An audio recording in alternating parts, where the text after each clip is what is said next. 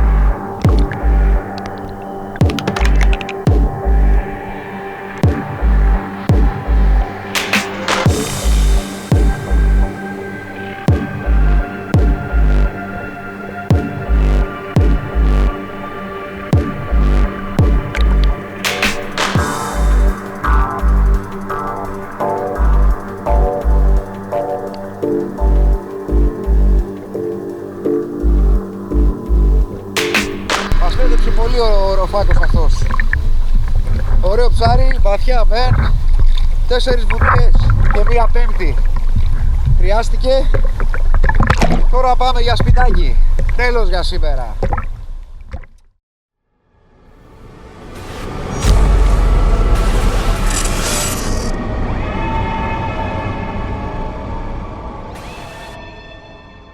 Έχουμε λοιπόν εδώ, όπως βλέπετε, το όπλο της Πάθος, το καινούργιο όπλο της Πάθος, το πρώτο ρόλερ που έβγαλε η συγκεκριμένη εταιρεία, το Sniper R όπως ονομάζεται, σε μήκος 105, είναι το μήκος που εγώ χρησιμοποιώ στο ψάρεμά μου. Και θα πούμε δύο πράγματα σήμερα μετά από αρκετές ερωτήσεις που έχουν γίνει από φίλους και από θεατές σε σχέση με το πώς σετάρουμε τις πετονιές επάνω στο όπλο, δηλαδή ποια είναι η σωστή τοποθέτηση ούτως ώστε να μην έχουμε μετά τη βολή είτε μπλέξιμο της πετονιάς επάνω στα λάστιχα είτε στην κεφαλή είτε μπλοκάρισμα του μουλινέ. Και το δεύτερο, στο νερό θα δείξουμε πώς το οπλίζουμε, ποια είναι η διαδικασία που οπλίζουμε τα δύο λάστιχα, και το λάστιχο το roller αλλά και το booster που έχει το συγκεκριμένο όπλο. Μετά λοιπόν από μία βολή έχουμε τη βέργα, έχουμε και, και την πετονιά τέλος πάντων ελεύθερη. Το booster είναι από την πάνω μεριά του όπλου. Το λάστιχο το roller είναι τοποθετημένο στο πρώτο καρχαριάκι που βρίσκεται ακριβώς κάτω από το όπλο, επάνω στο floater που υπάρχει εδώ πέρα. Και γύρω από την κεφαλή και πάνω από την αψίδα της κεφαλής είναι περασμένη η καμπάνα του λάστιχου του roller, η σκηνοκαμπάνα συγκεκριμένα. Η βέργα λοιπόν για να την τοποθετήσουμε πρέπει να την να περάσει ακριβώς κάτω από την σκηνοκαμπάνα του λάστιχου του roller βέβαια, και βέβαια κάτω από το άλλο λάστιχο να μπει μέσα στον οδηγό, ο οποίος είναι closed track, και στη συνέχεια την περνάμε μέχρι κάτω τη βέργα μέχρι να κουμπώσει, να οπλίσει επάνω στη λαβή. Όπως βλέπουμε λοιπόν, όταν οπλίζει το φτεράκι το οποίο είναι από την κάτω μεριά, έτσι, το φτεράκι μπαίνει on tip που λέμε, δηλαδή τοποθετείται πάνω σε μία προεξοχή που υπάρχει κάτω από την κεφαλή. Έτσι, έχει κουμπώσει λοιπόν στον μηχανισμό της λαβής η βέργα. Έχουμε λοιπόν την πετονιά η οποία έρχεται από τη βέργα, περνάει κάτω από την σκηνοκαμπάνα του roller λάστιχου και φυσικά κάτω και από το booster. Προσέχουμε η πετονιά να μην εγκλωβιστεί εδώ πέρα ή να εγκλωβιστεί κάτω από τη βέργα, γιατί αυτό φυσικά δεν θα βοηθήσει, ίσως και να είναι ο λόγος που μπορεί να μπλέξει ή να μην έχουμε καλή βολή. Είναι λοιπόν ελεύθερη η από την άλλη μεριά είναι το σκηνάκι που έρχεται από το μουλινέ και συνδέεται με την πετονιά φυσικά και περνάει μέσα από αυτό το δαχτυλίδι που υπάρχει κάτω από την κεφαλή. Το πρώτο πράγμα το οποίο περνάμε κάτω από την κεφαλή σε αυτήν εδώ την υποδοχή είναι το μουλινέ, το σκηνάκι του μουλινέ, το σκηνάκι που έρχεται από το μουλινέ. Το περνάμε λοιπόν αρχικά μέσα από αυτήν εδώ την εξοχή, από αυτό τέλος πάντων το κομμάτι της κεφαλής που εξέχει, και στη συνέχεια, όπως βλέπουμε εδώ, περνάει μέσα σε ένα αυλάκι από την αριστερή μεριά που υπάρχει επάνω στην έξω αριστερή πλευρά της κεφαλής. Εφόσον λοιπόν περάσει μέσα από το αυλάκι, το περνάμε και κάτω από αυτό το άγκιστρο που βρίσκεται πάνω στην κεφαλή, σε αυτό το σημείο, και το κρατάμε εδώ για να μην φύγει. Εκεί που τελειώνει η αψίδα η αριστερή βρίσκεται μια εγκοπή, εκεί λοιπόν θα περάσει η πετονιά που έρχεται από τη βέργα, και στη συνέχεια η πετονιά περνάει και αυτή επάνω μέσα στο αυλάκι, στο οποίο ήδη έχουμε περάσει πιο πριν το σκηνή που έρχεται από το μουλινέ. Βλέπουμε λοιπόν ότι και η πετονιά περνάει μέσα από το ίδιο αυλάκι και μάλιστα πατάει το σκηνάκι του μουλινέ που είχαμε περάσει προηγουμένως εδώ. Στη συνέχεια, από εδώ και πέρα τα πράγματα δεν διαφέρουν ιδιαίτερα από το σετάρισμα που κάνουμε σε οποιοδήποτε όπλο στην πετονιά. Περνάμε την πετονιά και αυτή μέσα από το συγκεκριμένο άγκιστρο που βρίσκεται εδώ. Οδηγούμε την πετονιά πίσω στη λαβή, στο μηχανισμό της λαβής. Περνάμε την πετονιά πάνω από το πυράκι, γύρω από το πυράκι, το οποίο βρίσκεται πάνω στον μηχανισμό της λαβής. Και επειδή χρησιμοποιούμε 5 μήκη πετονιάς, οδηγούμε πάλι την πετονιά στο μπροστινό άγκιστρο που είχαμε περάσει προηγουμένως, στο μπροστινό άγκιστρο εδώ που βρίσκεται στην κεφαλή. Την ξαναπερνάμε λοιπόν μέσα, όπως βλέπουμε εδώ, με αυτόν τον τρόπο. Και οδηγούμε λοιπόν πάλι πίσω την πετονιά για τελευταία φορά στον πύρο του μηχανισμού της σκανδάλης. Την περνάμε από πάνω και μετά σφίγγουμε το μουλινέ, παίρνουμε τα μπόσικα που λέμε, ούτως ώστε να τεντώσει και το σκηνάκι του μουλινέ. Και το τελευταίο πράγμα είναι να περάσουμε τις πετονιές από αυτό εδώ το σημείο, από αυτό εδώ το αυτάκι που υπάρχει ακριβώς πάνω από το μουλινέ, ούτως ώστε οι πετονιές να μην είναι πιθανό να εμπλακούν, να μπλεχτούν, είτε τέλος πάντων να δημιουργούν αυτό το φαινόμενο της κιθάρας που λέμε κατά τη διάρκεια της βουτιάς. Αυτός λοιπόν είναι ο σωστός τρόπος που εμείς χρησιμοποιούμε για να σετάρουμε τις πετονιές και το μουλινέ πάνω στο όπλο. Τώρα το όπλο είναι έτοιμο για να οπλίσει. Και πάμε στο νερό λοιπόν να δούμε πώς οπλίζουμε και τα λάστιχα.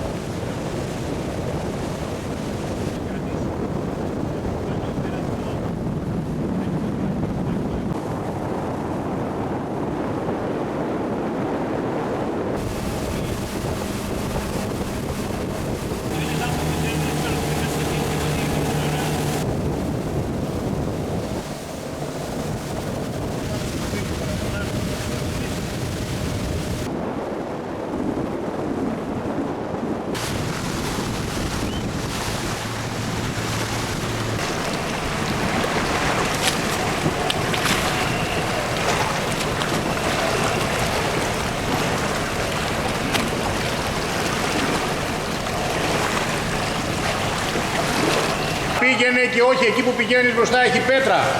Κοίτα εδώ πράγμα. Κοίτα εδώ χρώμα να πούμε όλο το πράγμα αυτό. Εδώ με το Στελάρα. Άντε γεια! Άντε γεια! Αυτά είναι νερά.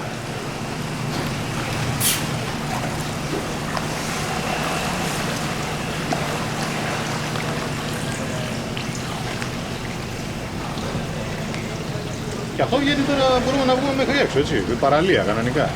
Γαμό, απίστευτο. Και έξω έχει γλυφό νερό. Λογικό. Πίνεις νερό. Έχει κατεβαίνει ποτάμι, δηλαδή. Η ωραία που κάνουν τα νερά τώρα με το...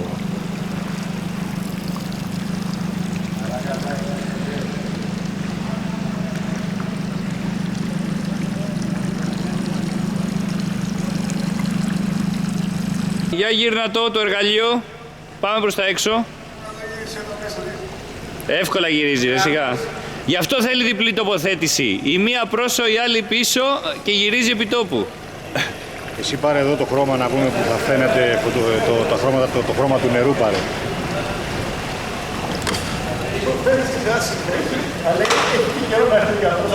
Μία πρόσω, μία πίσω και ο βενζινάς συνέντερος. Για κόρνα ρε. Εδώ μόλις είμαστε στη μέση, περίμενε.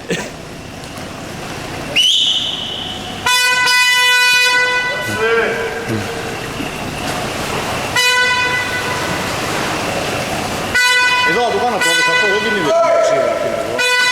Θα κάνω μία ανάποδη. Όχι.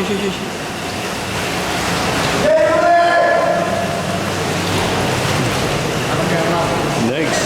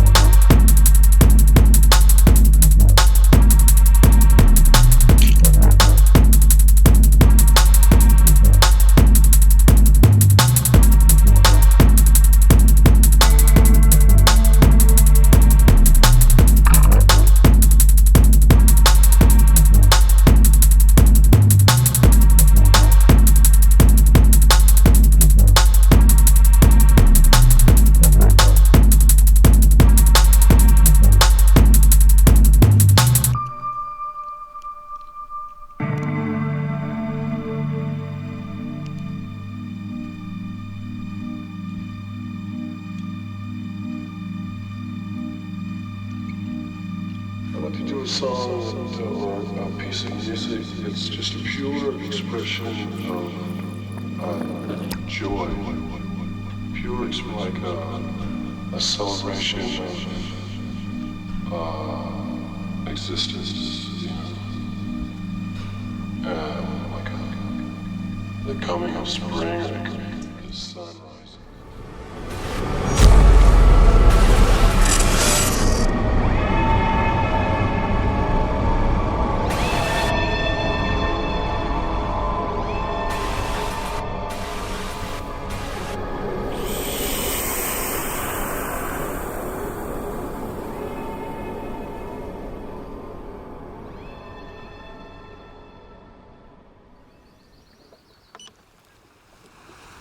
Συνεχίζουμε λοιπόν με την παρουσίαση των λειτουργιών του βυθομέτρου μας και εδώ βλέπουμε στο κάτω μέρος της οθόνης ένα γράφημα που αποτελεί μια πάρα πολύ σημαντική λειτουργία η οποία ονομάζεται BDS ή ακόμα καλύτερα Bottom Discrimination Sounder και ουσιαστικά είναι η αναγνώριση των υλικών του βυθού.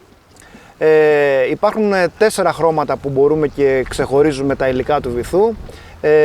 Βλέπουμε λοιπόν εδώ ότι με γκρι σκούρο χρώμα είναι όταν στο βυθό υπάρχει λάσπη, με κίτρινο είναι όταν υπάρχει άμμος, με κόκκινο είναι όταν υπάρχει χαλίκι και με καφέ σκούρο, όπως εδώ δείχνει, είναι όταν είναι σκληρός ο βυθός, όταν υπάρχουν μονόπετρα και βράχια.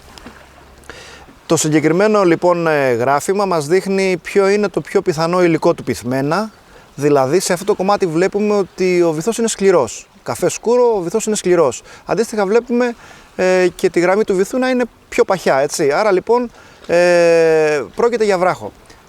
Μπορούμε ακόμα να επιλέξουμε την άλλη ρύθμιση για το BTS και να εμφανίζονται τα υλικά του βυθού στην οθόνη σε πιο απλή μορφή, όπως βλέπουμε εδώ στη φωτογραφία.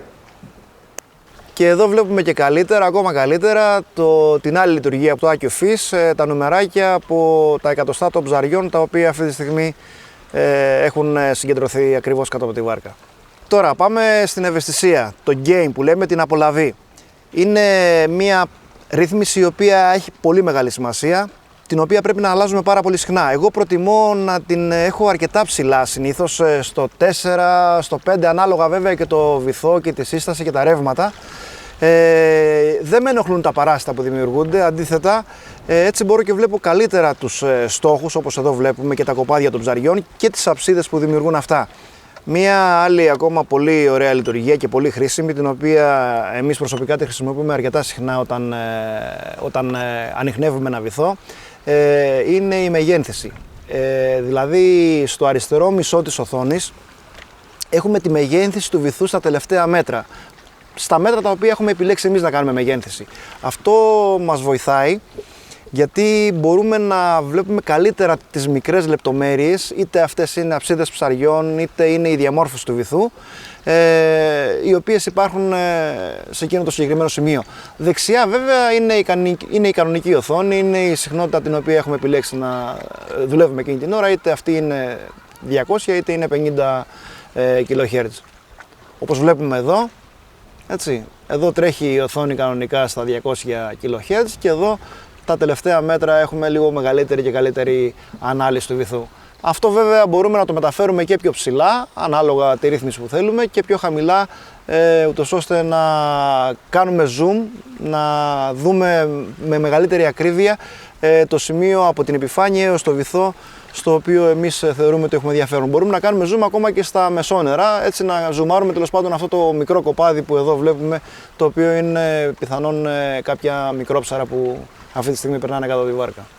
Μία άλλη πολύ χρήσιμη λειτουργία είναι η επιλογή να δουλεύουμε σε συχνότητα διπλή. Δηλαδή, όπως βλέπουμε εδώ, μας παρέχεται η δυνατότητα, χωρίζεται στη μέση η οθόνη και μας παρέχεται η δυνατότητα να έχουμε και τις δύο συχνότητες ταυτόχρονα και να λειτουργούν. Αριστερά λοιπόν βλέπουμε την χαμηλή συχνότητα, LF, και δεξιά βλέπουμε την υψηλή συχνότητα των 200 kHz. Βλέπουμε ταυτόχρονα και την μεγάλη διαφορά που υπάρχει στην ανάλυση. Αυτή την οθόνη εμείς την χρησιμοποιούμε πάντα όταν ανιχνεύουμε μια μεγάλη περιοχή, έναν άγνωστο βυθό. Και αυτό γιατί?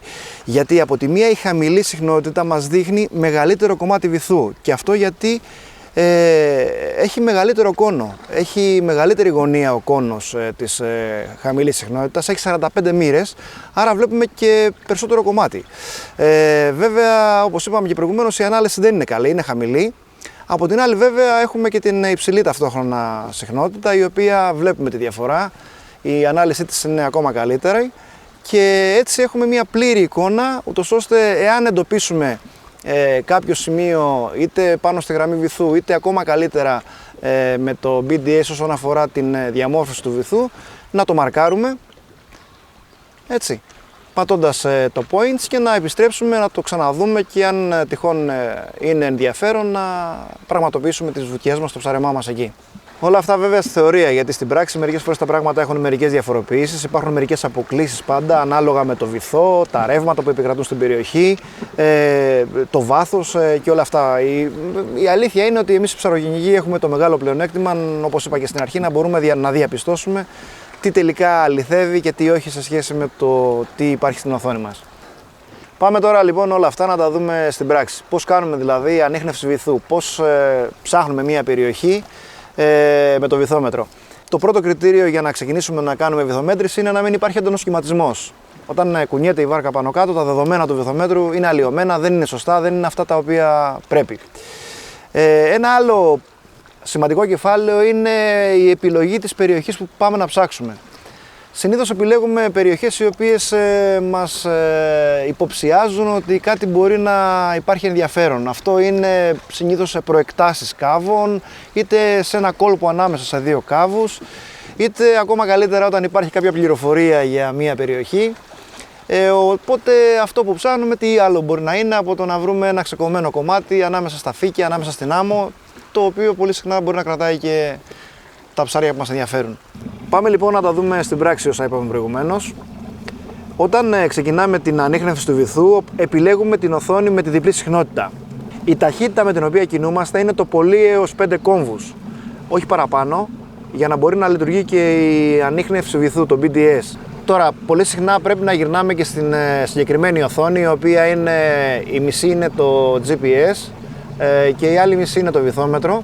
Και αυτό γιατί έτσι ελέγχουμε την πορεία μας, βλέπουμε το ίχνος που αφήνει το σκάφος, ελέγχουμε την πορεία έτσι ώστε να μην περνάμε πάντα πάνω από το ίδιο σημείο, να μην ανιχνεύουμε τον ίδιο βυθό. Ένας καλός τρόπος για να μην αφήσουμε κάποιο κομμάτι της περιοχής χωρίς να το έχουμε δει είναι να διαγράφουμε συνεχώς παράλληλες πορείες, ελέγχοντας το ίχνος που αφήνουμε πίσω και μετά, εφόσον τελειώσουμε, να κάνουμε και κάθετες, να δημιουργήσουμε δηλαδή ένα είδος σκακέρας επάνω στην οθόνη, έτσι ώστε να μην μείνει κάποιο κομμάτι το οποίο δεν το έχουμε δει, δεν το έχουμε κοιτάξει. Εφόσον λοιπόν είδαμε πώς γίνεται η ανίχνευση του βυθού, πάμε τώρα να δούμε πώς βάζουμε στίγμα, πώς μαρκάρουμε ένα σημείο.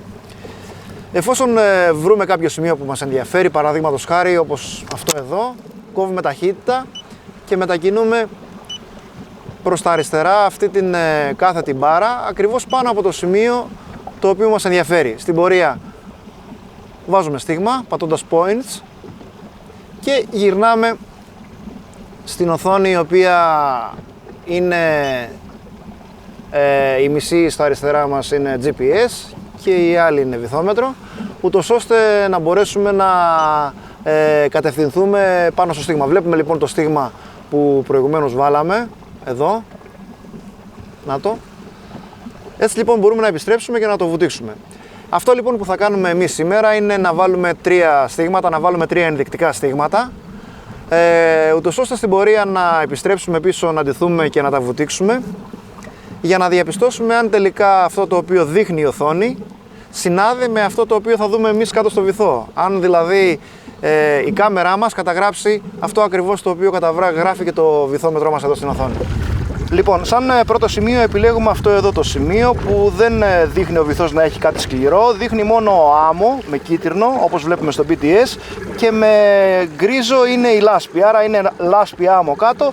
Θα ρίξουμε καλαδούρι και θα πραγματοποιήσουμε μια βουτιά με την κάμερα να δούμε πώς είναι η σύσταση του βυθού.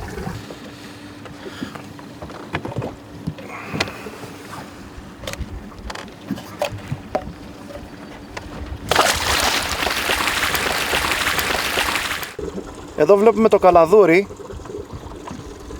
Το καλαδούρι που έπεσε στο νερό, σε αυτό εδώ το σημείο ακριβώς. Πάμε λοιπόν να το βουτήξουμε, να δούμε και πώς είναι με την κάμερα κάτω ο βυθός.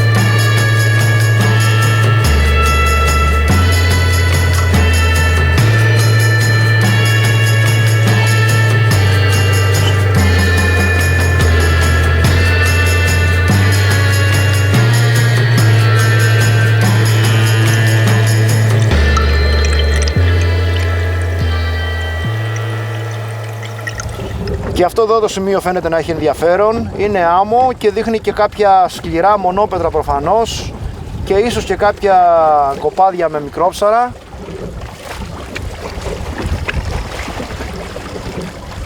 Το περάσαμε, πάμε λίγο λοιπόν να βουτήξουμε σε αυτό εδώ το σημείο να δούμε πώς ακριβώς είναι η σύσταση. Εδώ ακριβώς. Να ρίξουμε καλαδούρι.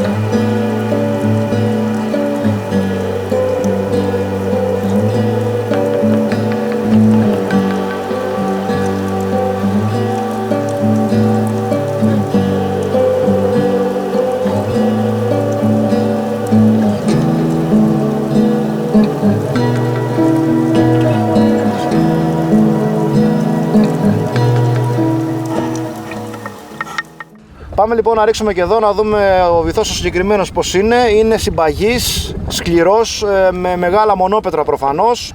Το AccuFish πιάνει και κάποια κοπάδια με μικρόψαρα επάνω. Πάμε λοιπόν να ρίξουμε και εδώ το καλαδούρι να δούμε πως ακριβώς είναι κάτω.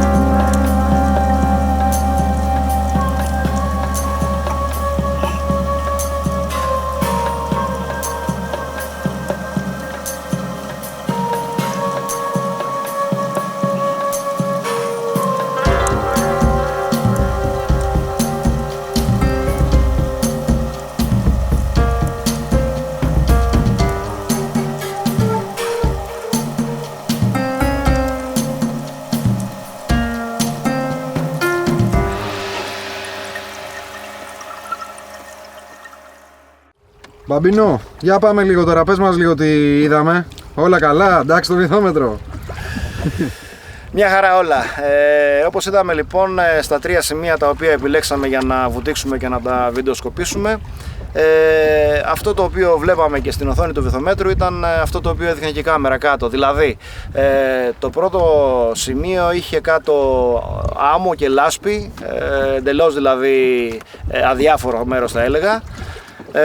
Στο δεύτερο σημείο είδαμε ότι ανάμεσα στην άμμο υπήρχαν πάρα πολύ μεγάλα, αρκετά μάλλον μονόπετρα και χαμηλά και πιο ψηλά λίγο, τα οποία είχαν αρκετό ψηλό επάνω, δηλαδή μεγάλα κοπάδια από μικρόψαρα, όπως ακριβώς έδειξε και το βυθόμετρο πριν βουτήξουμε. Και το τρίτο βέβαια σημείο ήταν με πιο ενδιαφέρον βυθό θα έλεγα, είχε μεγάλες εξάρσεις ο βυθός, μεγάλους βράχους, μεγάλα μονόπετρα, όπου και αυτά είχαν αρκετή ζωή τουλάχιστον από μικρόψαρα επάνω. Τώρα νομίζω ότι είναι η ώρα να πάρουμε το ψαροτούφεκο για να δούμε αν υπάρχουν και άλλα ψάρια τα οποία μας ενδιαφέρουν. Αυτά θεωρώ ότι ίσως βοηθήσαμε αρκετούς από εσάς να λύσετε κάποιες απορίες αρχικά πάνω στη χρήση του βυθομέτρου. Πάμε για βουτιά, Μπάμπη. Πάμε για βουτιά. Καλές βυθομετρήσεις σε όλους.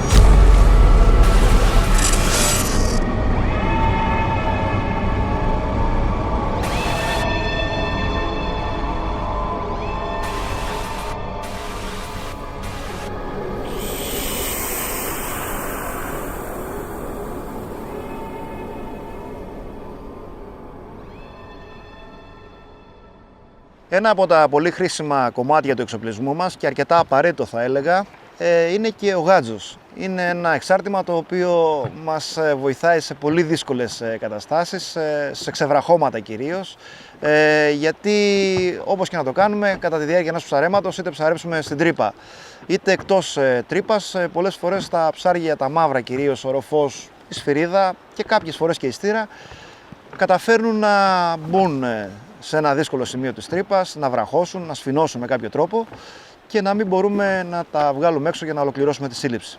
Πάμε λοιπόν τώρα να δούμε το γάτζο τον οποίο εμείς χρησιμοποιούμε, να δούμε ποια είναι τα βασικά κομμάτια του, πώς ακριβώς τα συνδέουμε μεταξύ τους και πώς τελικά τον χρησιμοποιούμε. Βλέπουμε καταρχήν ότι πρόκειται για μια συσκευασία μέσα στην οποία βρίσκεται ο γάτζος αρκετά βολική και μικρή, πράγμα το οποίο σημαίνει ότι μπορούμε πολύ εύκολα να το έχουμε και στη σημαδούρα κατά τη διάρκεια ενός ψαρέματος κολυμπητού, εκτός από το να υπάρχει στη βάρκα.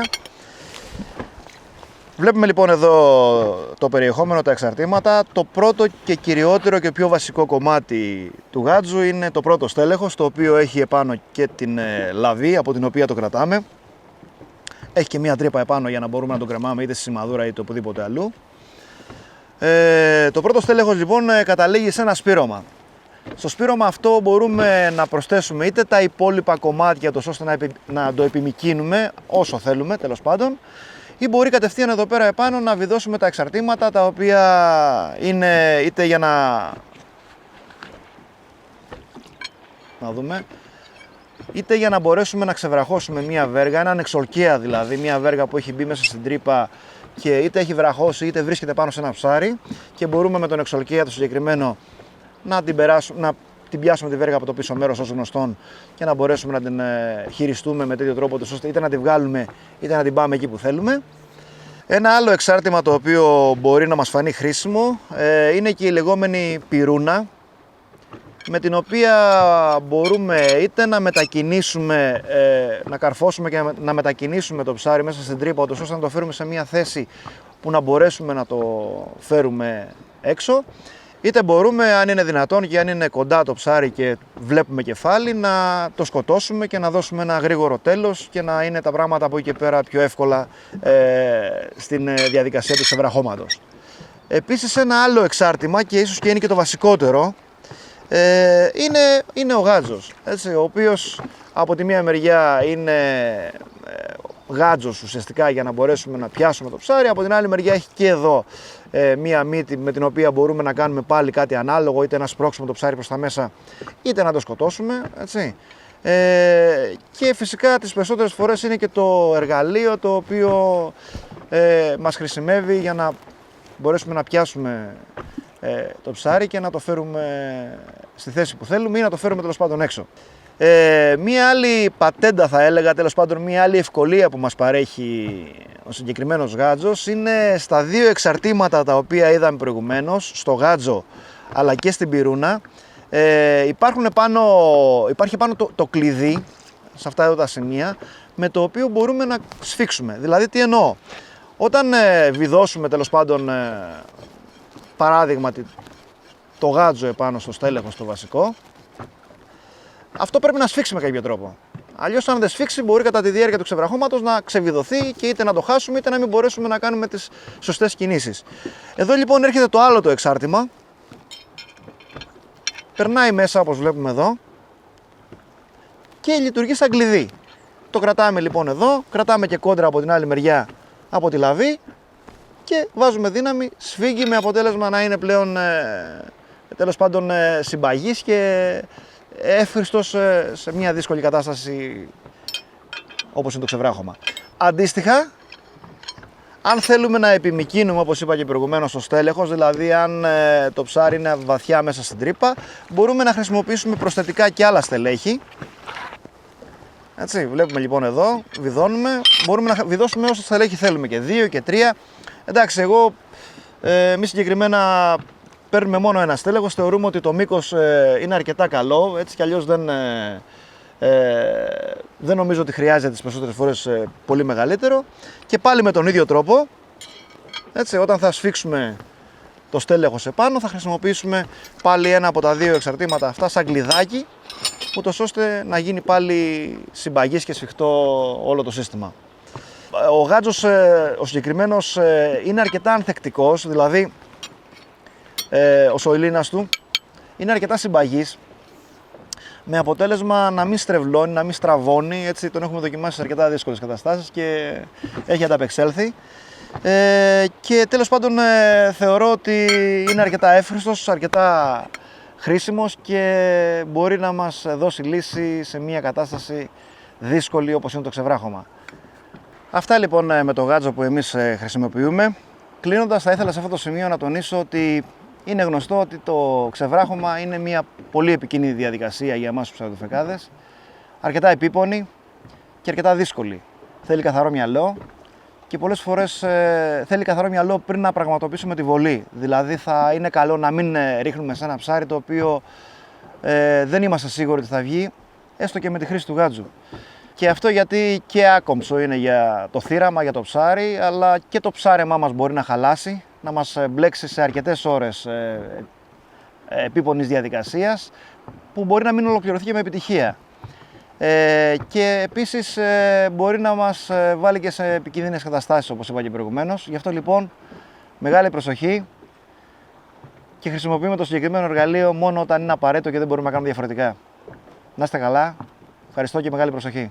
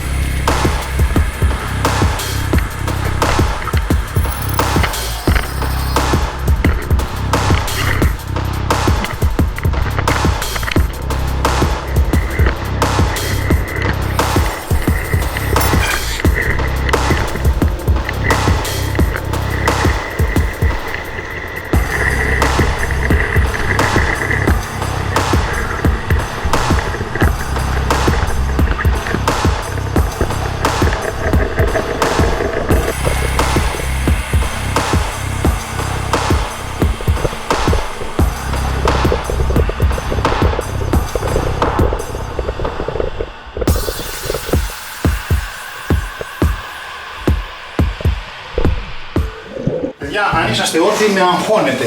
Αγόρι μου, Καλώς σε βρήκαμε στο να μας έχει ο Θεός καλά, πάντα να τα μόνουμε και να ξεφανόμαστε καλά. Καλό καλοκαίρι. Το ίδιο κέφι και να δει. Καλό φθινόπωρο για μερικούς. Ναι.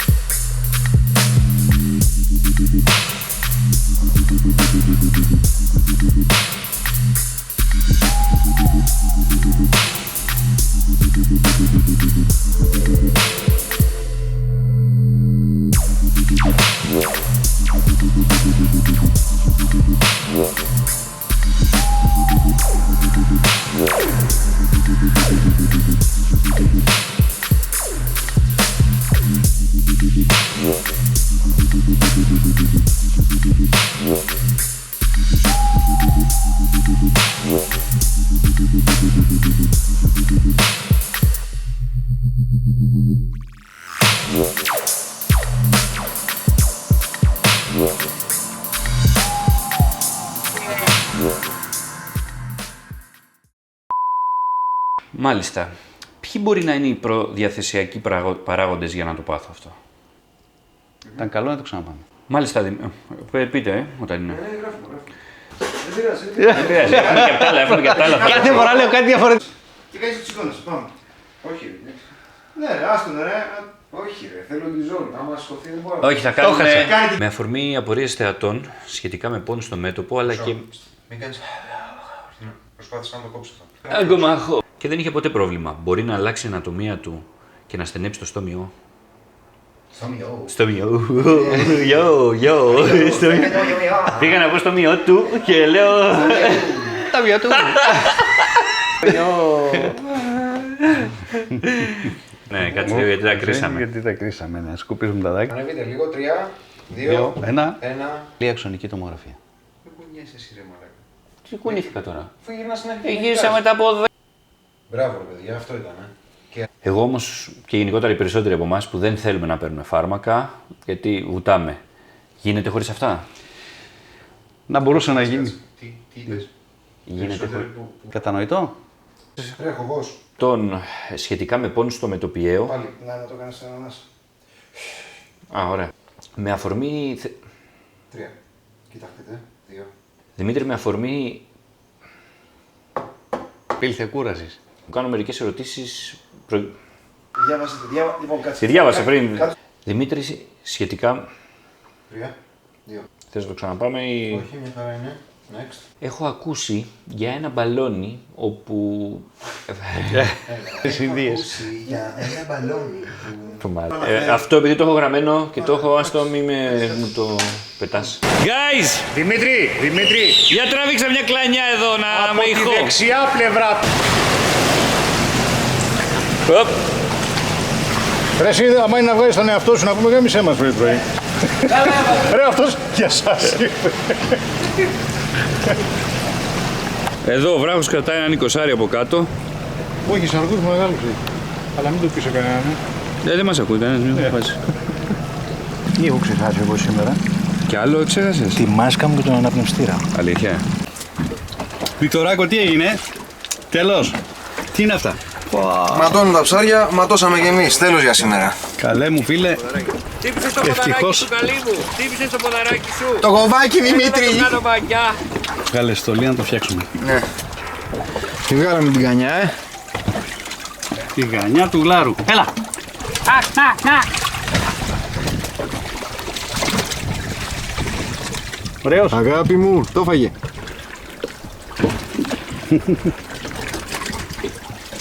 Αυτό είναι. Κάναμε και ένα καλό. Τα ίσαμε ένα γλαρ. Κοίτα το αγορί. Κλείνεται κιόλας. 3, 2, 1. Πάμε λοιπόν να ρίξουμε καλαδούρι στα στίγματα τα οποία έχουμε βάλει για να τα βουτήξουμε στη συνέχεια και να δούμε τη διαμόρφωση του βυθού.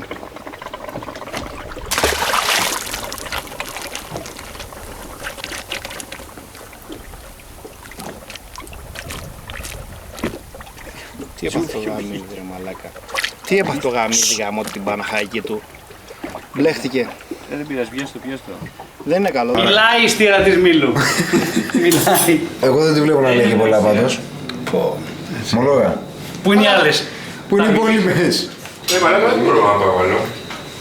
Κάτσε την άλλη έκανα. Μια λόγο που είναι. Ένα λόγο. Να φανεί το Δημήτρη σου κάμερα. Εδώ είναι. Όχι.